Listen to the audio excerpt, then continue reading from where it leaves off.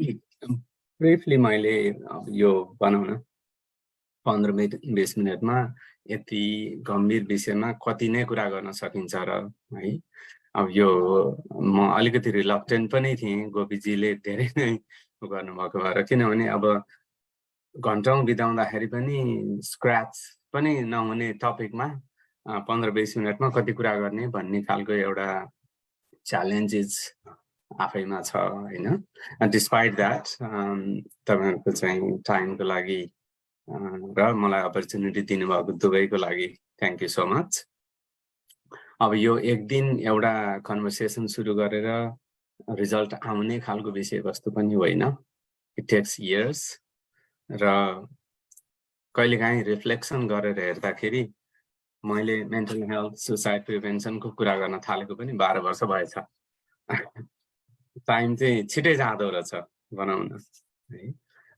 त्यो ड्युरेसनमा lesson learn पनि धेरै भएको छ। फेरि मेन्टल हेल्थ इस्युज नै छैन हाम्रो कम्युनिटीमा भन्ने दिन र आज आएर मेन्टल हेल्थको कुरा गर्नुपर्छ भन्ने दिन डेफिनेटली सिग्निफिकेन्ट चेन्ज। फेरि I must acknowledge the change in our perception as a community है। त्यो एउटा हामीले फेस गरिराखेकै कुरा भनौँ। अब रिसेन्ट मिडिया सोशल मिडियामा आएको कुराहरूले गर्दाखेरि पनि सायद धेरै मान्छेहरूको इन्ट्रेस्ट यो टपिकमा हुन सक्छ। हामी फेरि नेपाली कम्युनिटी कलेक्टिभली भन्नुपर्दाखेरि रिएक्टिभ कम्युनिटी हो भन्छु म। अलि नाम चलेको मान्छेलाई हार्ट अट्याक भयो भने गङ्गालाल हस्पिटलको बाहिर लामै क्यू हुन्छ। 2-3 महिना पछाडि त्यो क्यू भराउँछ। फेरि समस्या समाधान भएर होइन कि हामी डिसेन्सिटाइज भएर हुन्छौँ।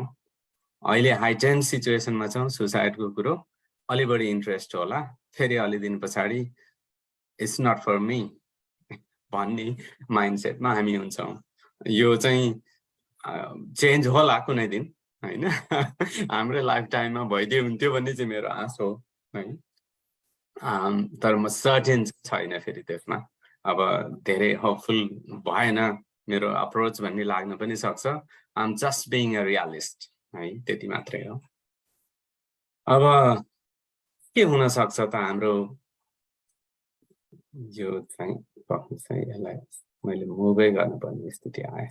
हजुर, अब के हुन सक्छ त सुसाइड, यसको ड्राइभरहरू के हुन सक्छ, रिजन के हुन सक्छ।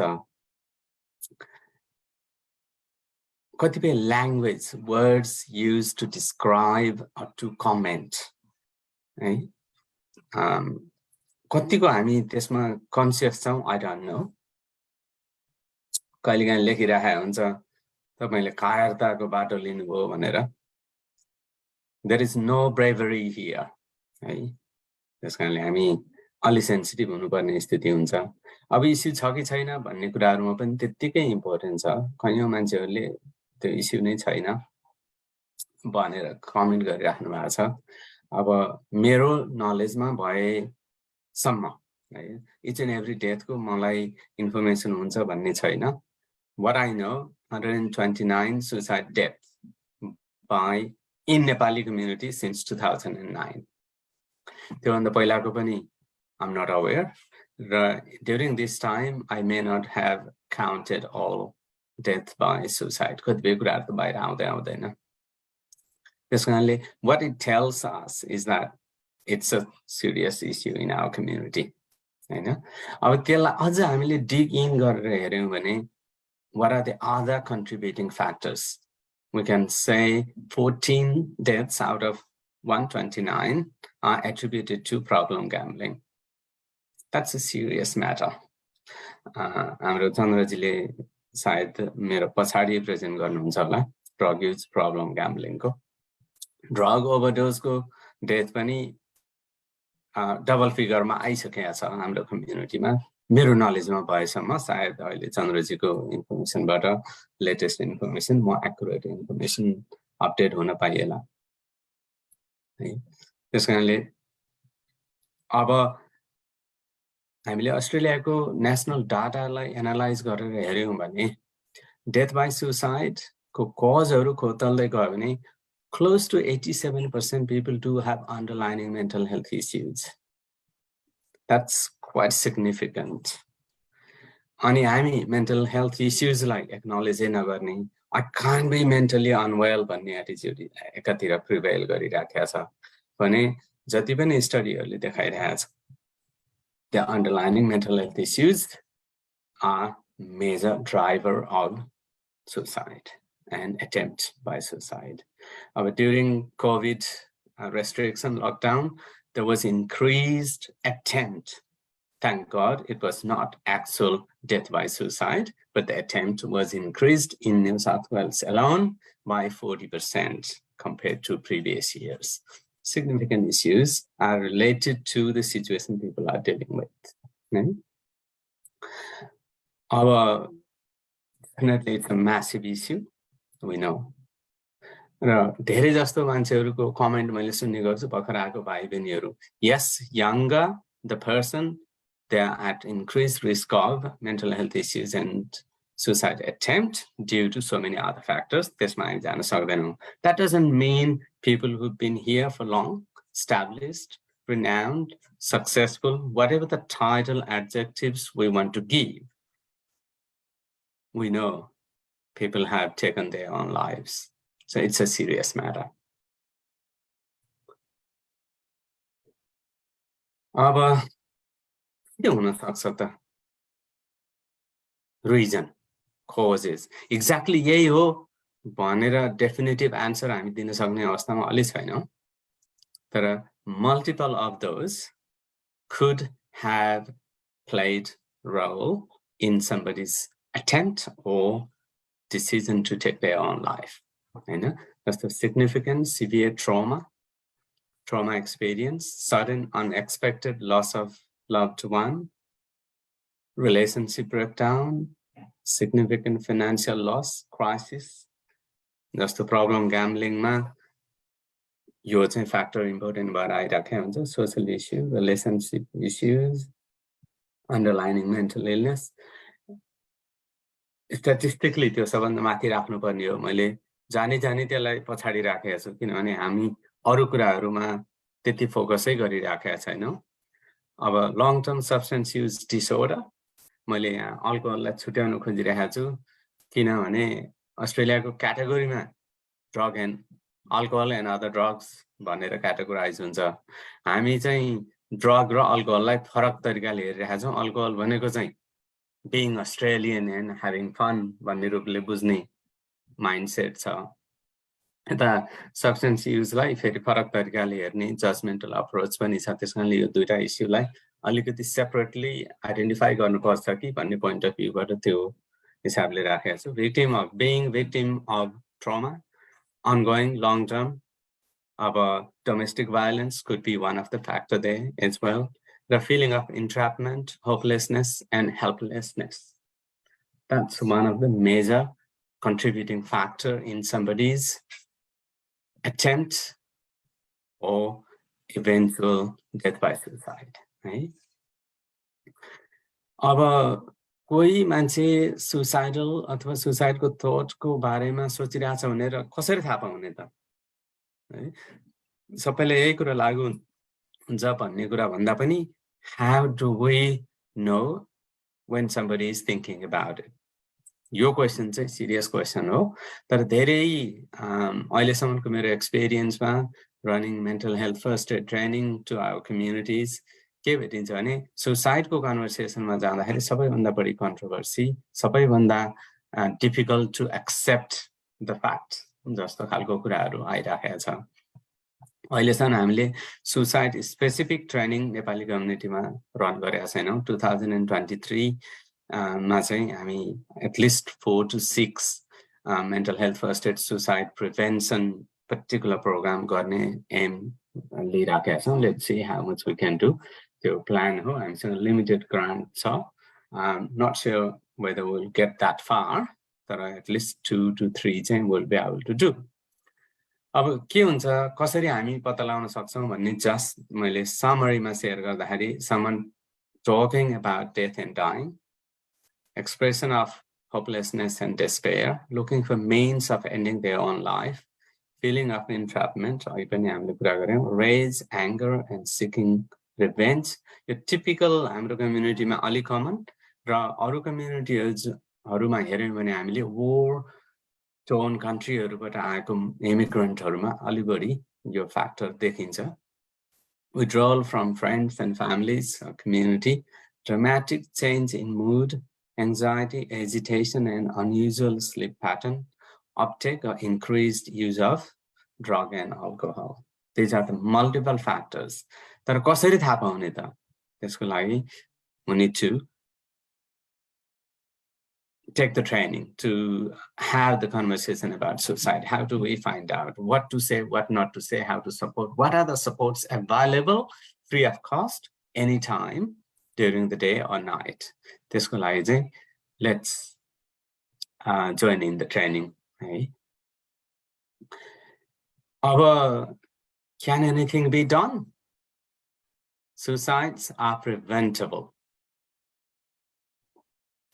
अब त्यो स्टेटमेन्ट सुन्न सजिलो छ, त्यसलाई प्रिभेन्ट गर्न it takes the whole society, whole community, health system, health professionals, community members, family members, you and I, everyone. It's not just someone else's business. यो चाहिँ मेन्टल हेल्थमा काम गर्ने मान्छेको मात्रै बिजनेस हो भन्न थाल्यौं भने we will take much longer to address this concern. त्यसकारणले it's preventable. अब हामीले के गर्न सक्छौं भन्दा ask questions directly about somebody's thought about suicide directly. त्यसमा चाहिँ हामी अलि साहित्यिक पाराले कुरा गर्न खोज्छौं र कसैले त्यो खालको एक्सप्रेस गर्यो भने पनि we are not prepared to deal with it because त्यो भन्ने मान्छेको प्रब्लम नभएर होइन कि we don't know how to deal with it. अहिलेसम्मको एक्सपिरियन्समा म डेफिनेटली के भन्न सक्छु भने यो difficult conversation we can't handle it. In return what we do, shut the person down. ए नचाहिँदो कुरा नगर, तेरो के छैन र तँलाई सुसाइड गर्नु पर्यो. हाम्रो जवाफ त त्यही हो. गाडीको कुरा आउला, जबको कुरा आउला, परिवारको कुरा आउला, छोरछोरीको कुरा आउला, हामीले भन्ने त्यही हो. Which is absolutely nonsense, does not help. मैले अलि ब्लन्ट भाषा प्रयोग गरेँ, which is true. If somebody is thinking about suicide, if they are at increased risk, keeping them safe for the moment is critical. Sometimes it may only take 2 minutes to save a person's life. Connecting the person to appropriate professional help. पहिला help लिइराखेको छ, त्यो avenue हुन सक्छ. If not, taking to the emergency department of nearest hospital. Most of the major hospitals in Australia do have mental health bed, even in emergency. That might be the thing anyone can do in Australia. I mean, Australia context. Of suicide death in Nepal, data the interest of an quite a scary figure. Over 7,000 that is documented. हामी सबैलाई थाहा छ दूरदराजमा राज्यको उपस्थिति छैन. So many things may not have been recorded or reported. र data quality कोमा पनि अलिकति हामीले चाहिँ question mark राख्नुपर्ने अवस्था छ. Still, that's the figure we have. है अब राज्यले गर्नुपर्ने काम धेरै नै छ. हामी यहाँ बसेर भन्नलाई अलि सजिलो छ, त्यसको आफ्नो लिमिटेसन पनि होला. That doesn't mean the task is not there. है अब फिगर स्पेसिफिक यति जना पुरुष महिला यो उमेर भन्ने कुरा is not measure. Yes, we need to understand how to intervene. त्यसको लागि सबै कुराको relevant importance छ. तर मात्रै यो फिगर मैले किन शेयर गर्न खोजे भने it is a scary figure. के अस्ट्रेलियाको र नेपालको पपुलेसन उस्तै छ, तर death by suicide almost double compared to Australia. है अब डाटा एक्युरेसी को क्वेशन गर्ने हो भने अझ we don't know. अब इंटरनेशनल एक्सपीरियंस ले के भन्छ भने suicide death report is underreported by 40%. त्यो हिसाबले हेर्यो भने हामी we can see straight away 10.5, 11,000 deaths by suicide in Nepal every year. अर्को पनि एउटा शेयर गर्छु म हेर्नुस् त यहाँ जेन्डर डिफरेन्सेस नेपाल र अस्ट्रेलिया अथवा वेस्टर्न वर्ल्डको सुसाइड amongst male हैन टोटल सुसाइडको 75% 80% मेल छ भने 20-25% फिमेल छ वेस्टर्न वर्ल्डमा अस्ट्रेलियामा भने नेपालमा हेर्यौं भने हामी female 42% almost double. मैले फेरि त्यसो भन्दै गर्दा मेलको सुसाइड चाहिँ एक्सेप्टेबल भन्न खोजे होइन. Why there are so many women dying by suicide in Nepal? There is a big question mark. As a community, as a society, as a state, probably. है तर हाम्रो ठाउँबाट what can we do? त्यो चाहिँ सोच्नु पर्ने. अब अस्ट्रेलियाको नेपाली पपुलेसनको सुसाइडको डेथ हेर्यौं भने quite high still. तपाईले डाटा हेर्नुस् एबीएस को डाटा हेर्नुस् Nepali माइग्रेन्टहरुको median age 27.567 years, quite young. Presentation of male अथवा male नेपाली इमिग्रेन्टहरु कति छ भन्दा close to 55%.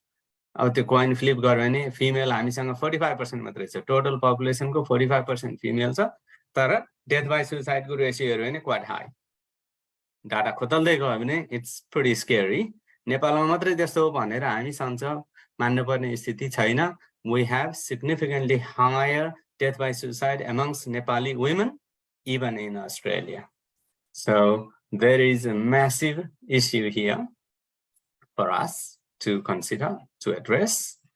मसँग solution छैन. Raising the question, sharing my thoughts, you know. I'm always open to work together in collaboration with community organizations, community members, whoever is willing, interested. अब we tokenistic कुरा गर्ने अनि फेरि बिर्सिने गर्ने हो भने त we can continue doing this conversation again next year and year after probably. त्यो चाहिँ अब मैले फेरि इन्डिभिजुअली कसैलाई ब्लेम गर्न खोजे पनि होइन. मलाई पनि यो विषयमा कुरा गर्न कसैले जबरजस्ती हात बाँधेर लगाए पनि होइन हैन. Out of my interest I see the problem and put myself forward in doing whatever I can. है त्यो स्थिति छ तर सिचुएसन चाहिँ स्केरी नै छ. त्यो चाहिँ without a doubt. अब साच्चै भन्यो भने what are the factors? अघि मैले factors त राखेँ. त्यति मध्ये is it all or are there other things that we're not aware of? Serious questions सोध्नु पर्ने स्थिति छ के. यस्तो हुन्छ अरे म चित्त बुझाउने हो कि do we need to understand? Do we have scientifically collected information, evidence that informs the discussion and the intervention? अस्ट्रेलियामा त हामी evidence based practice भन्छौं. अब अहिलेसम्म सुसाइडको हामीसँग प्रोग्रामै गरेका छैन. इभ्यालुएसन इफेक्टिभनेस को त क्वेशन नै भएन है. Last year evaluation of mental health first add को पहिलो पब्लिकेसन आएको छ नेपाली कम्युनिटीको सिस्टमेटिक इभ्यालुएसन को कुरा गर्दा कम्युनिटी कन्सल्टेसन को कुरा गर्दाखेरि मेन्टल हेल्थ इश्यूजमा बल्ल बल्ल हामीले सुसाइडमा त हामी कन्भर्सेसन गर्नै सकेनौं. मेन्टल हेल्थ इश्यूजकै conversation was enough to deal with. है त्यो अवस्थामा हामी छ.